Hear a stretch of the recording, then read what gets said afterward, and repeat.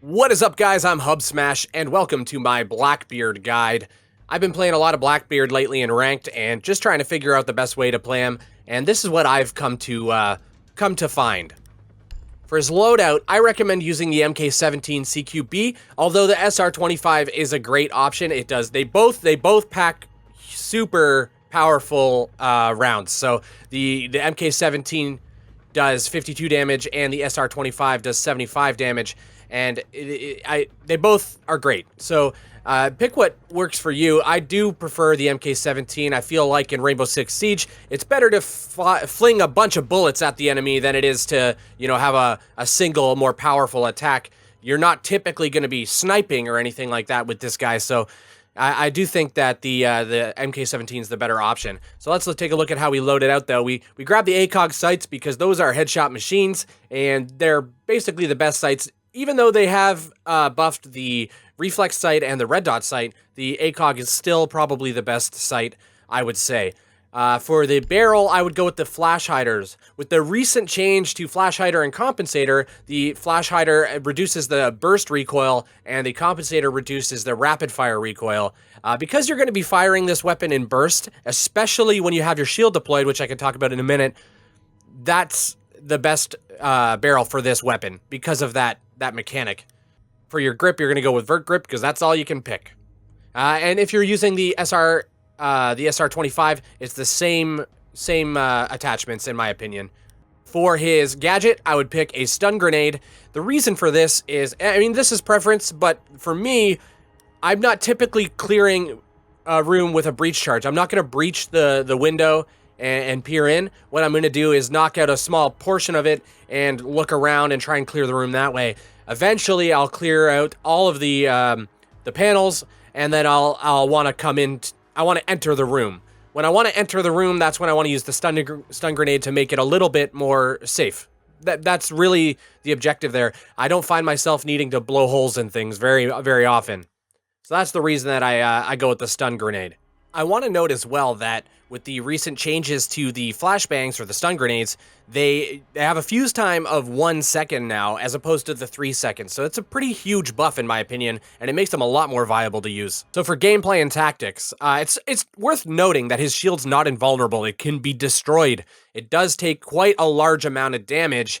At extremely close range, a shotgun might take it down in 2 or 3 shots, but at close range on something like an SMG, it'll probably take a whole clip or a little bit more than that, depending on the damage of that specific weapon. I find Blackbeard is best utilized as a room clearer or objective clearer from an external vantage point, which is typically a window. He can absolutely enter the buildings with his weapon's versatile enough to allow him to do so. You can play him the same kind of way that you would play any other operator with an assault rifle of this kind of power. But that job, I think, is better suited to a blitz or a mountain, something like that.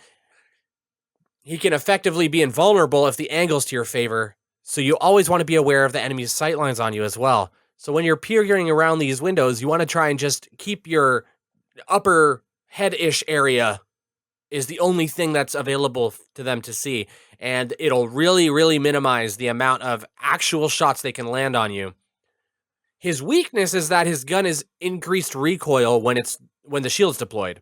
However, the effect's fairly minimal. I found that it's just a return to center that's kind of reduced, as well as on the 3rd or 4th shot on full auto, the spray pattern tends to go up and to the left. All this means is that to compensate for that, you're going to want to fire 2 to 3 shot bursts, and he also moves significantly slower. And I also think it's louder with his shield deployed. But because you're going to be usually room clearing from a vantage point outside, like a window, movement restriction isn't a huge deal, nor is being loud.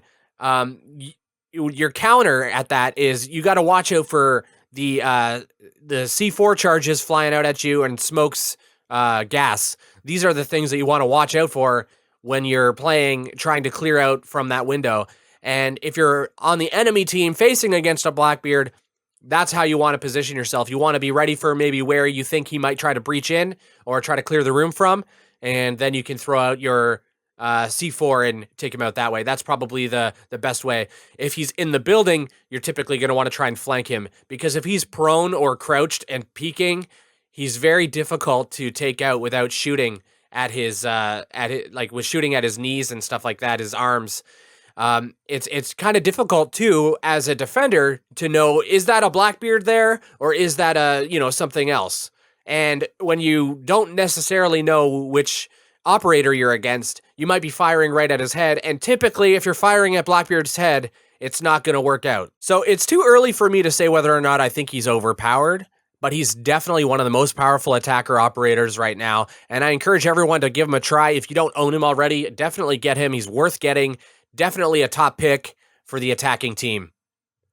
I hope you found this video helpful. If you did, click that like button. It really helps at the channel, and if you want to see more of the stuff I make, consider subscribing.